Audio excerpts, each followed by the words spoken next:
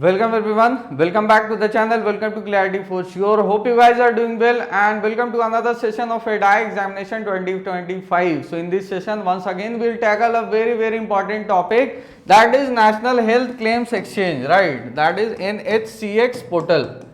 NHCX portal or platform. This is basically a platform. Right, so this topic is very important as far as your EDA examination is concerned. Why I am telling you this? Because this topic was recently appeared in the news. Here you can see the screenshot. Right, so this screenshot has been taken from the business standard and it tells कि government may bring claims portal under finance ministry to tackle inflated cost, right? Health claims portal, this is talking about NHCX portal, right? To tackle inflated cost by the private hospitals. So the issue is कि private hospitals के द्वारा bills जो है काफ़ी ज़्यादा बना दिए जाते हैं in order to get the higher amount of claim settled by the insurance company. So obviously this is an unethical practice and to tackle this particular problem government is planning to bring this particular portal, that is NHCX portal, under finance ministry, right? So this was the news. Now coming back to our topic, that is National Health Claims Exchange portal. So the main question is why this portal was needed, right? So obviously there was a lack of platform, right? There was a lack of platform to communicate or to share the information between the parties, right. एक common platform की कमी थी जहाँ जिसके through जो है hospitals या फिर इंश्योरेंस कंपनीज अपनी डॉक्यूमेंट्स या फिर इंफॉर्मेशन शेयर कर सके. तो वो जो भी शेयरिंग ऑफ इंफॉर्मेशन और डॉक्यूमेंट्स हो रही थी वो थ्रू ईमेल्स और अदर मीन्स ऑफ कम्युनिकेशन हो रही थी, जिसके कॉन्सिक्वेंसेज में ये देखा जा सकता था कि क्लेम सेटलमेंट में काफ़ी टाइम लग रही थी और there was a lack of transparency and obviously high chances of fraud, right. So इन इश्यूज को टैकल करने के लिए नेशनल हेल्थ अथॉरिटी ने एक सेंट्रलाइज्ड डिजिटल प्लेटफॉर्म लॉन्च किया, that we called as national health claim exchange portal, right. It under the Ayushman Bharat digital mission, जिस मिशन के अंडर हेल्थ इंफ्रास्ट्रक्चर को डिजिटलाइज करने की बात की जाती है, right. It acts as a gateway for seamless exchange of health insurance data among hospitals, insurance companies, third party administrators, that is TPAs, and government insurance companies. This is basically, this act as a gateway between the parties whom the insurance companies, hospitals and third party administrator. Who are the third party administrator? जैसे भी claim settlement की जाती है, right, during the claim settlement, जैसे कोई भी hospital में admit है, ठीक है, और क्लेम सेटलमेंट की बात हो पा रही है, तो वहाँ पे एक on the behalf of insurance company एक बंदा पहुँचता है एंड जो वेरीफाई करता है कि either this particular person is really admitted in this hospital और नॉट, कि कोई फ्रॉड की जा रही है, ठीक है. तो those are basically third party administrators which acts as a third party mediator on behalf of the insurance company, clear. And government insurance scheme जैसे कि आयुष्मान भारत योजना, ठीक है. तो this is basically a platform for the stakeholders, right.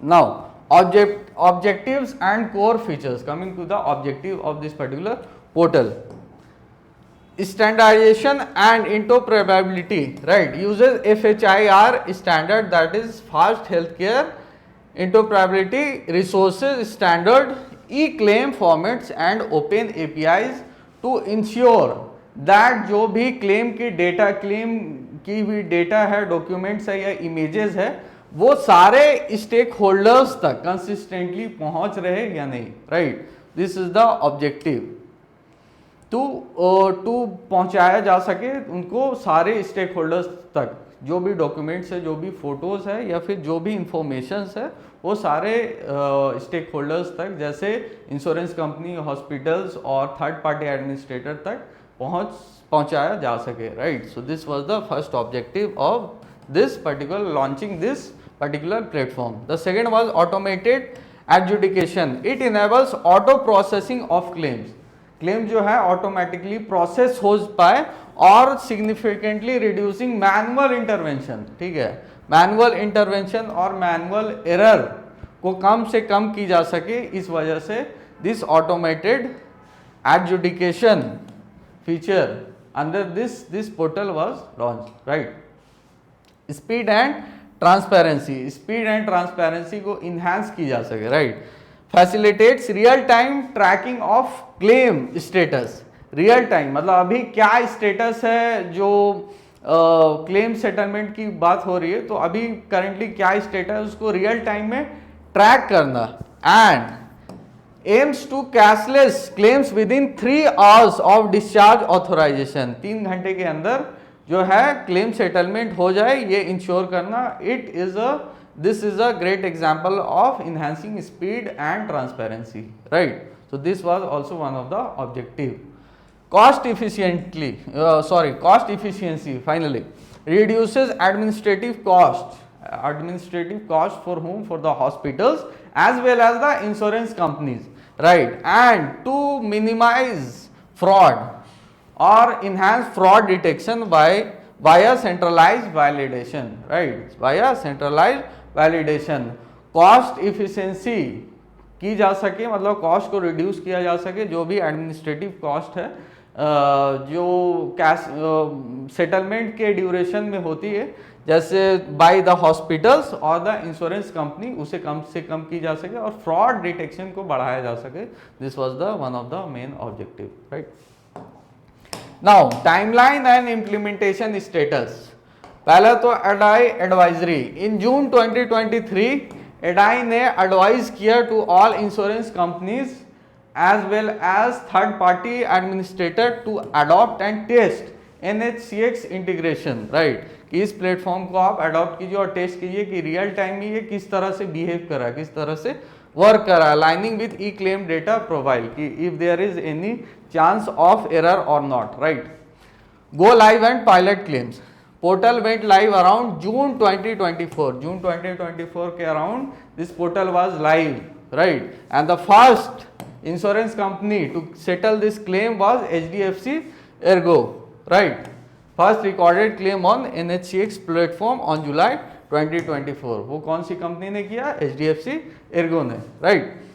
onboarding by mid 2024 over 30 insurers, मतलब 30 insurance companies जो है इस platform पे आ चुके थे और अराउंड 200 to 250 हॉस्पिटल जो है इस पर्टिकुलर प्लेटफॉर्म से जुड़ चुके थे, राइट, जुड़ चुके थे।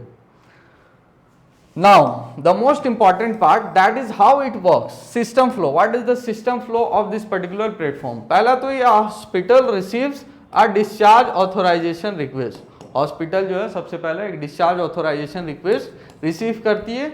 उसके बाद using the patients Abha, that is Ayushman Bharat health account number, जो कि एक आयुष्मान भारत कार्ड होल्डर्स को दी जाती है, राइट, उस नंबर के through the hospital pulls insurer details via NHCX platform के थ्रू जो हॉस्पिटल है इंश्योरर का सारा डिटेल्स निकाल लेती है, राइट, कि वेदर इस पार्टी ने जो है अभी रिसेंटली कोई क्लेम लिया है कि नहीं, right.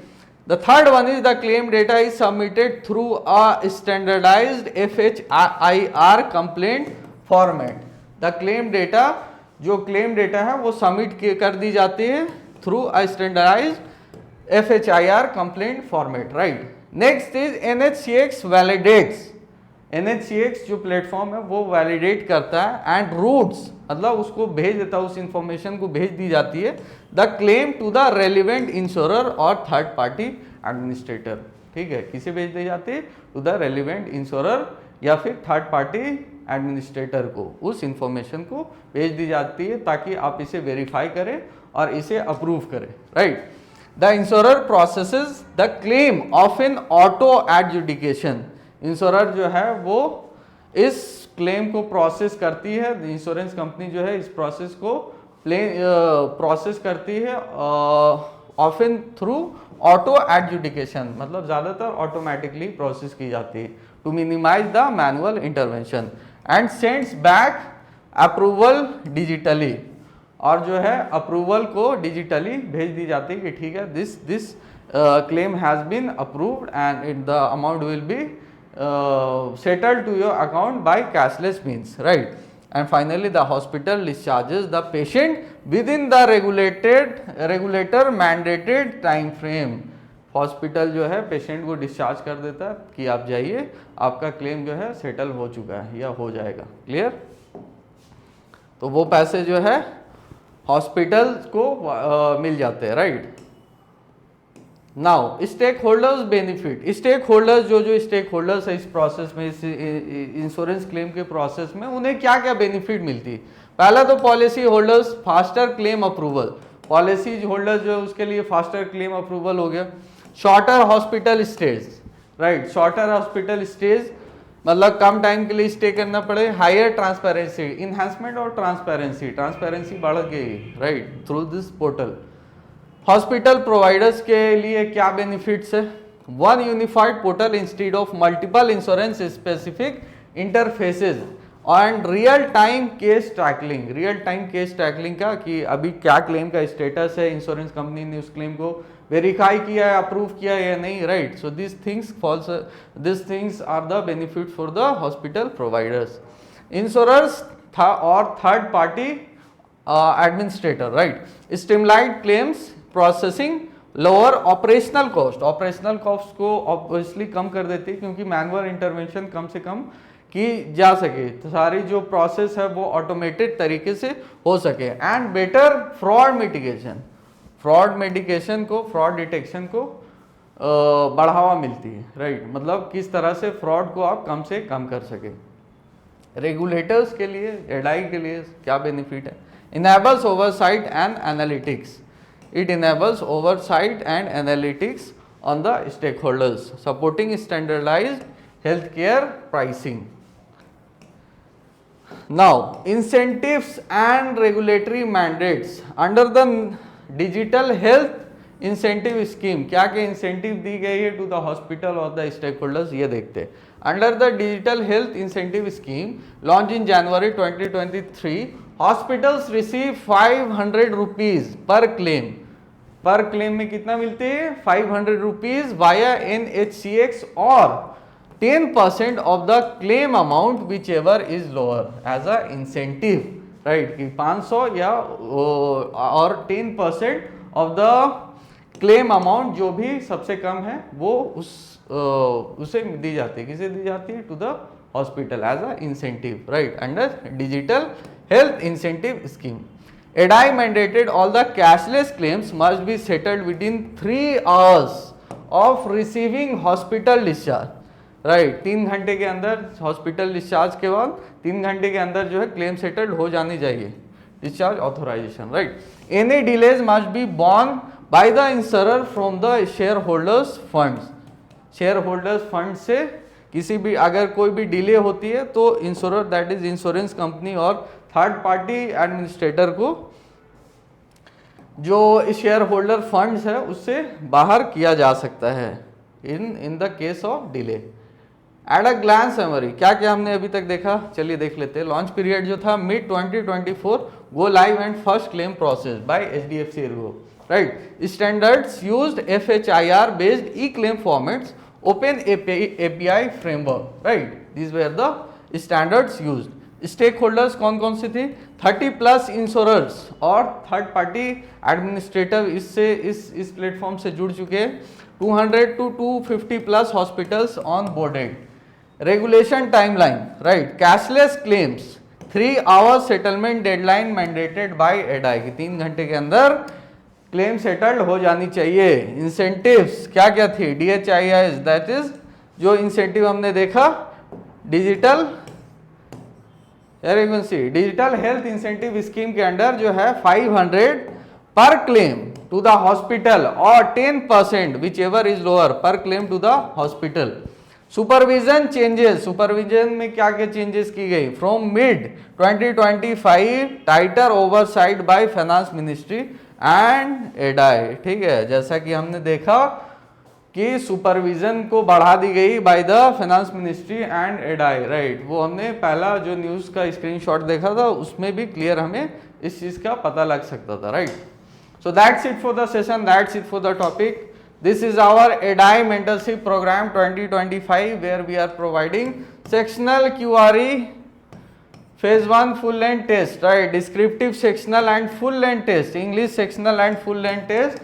These are our features through which we are providing, we are trying to make our mentorship program unique and interactive, right. And you can join our mentorship program by going through our website, that is www.c4scourses.in, right. So kindly enroll in this particular mentorship program. So that's it for the session. Hope you like the video. If you like the video, please do subscribe our YouTube channel. Follow us on Telegram and Instagram as well for daily updates. Thank you so much.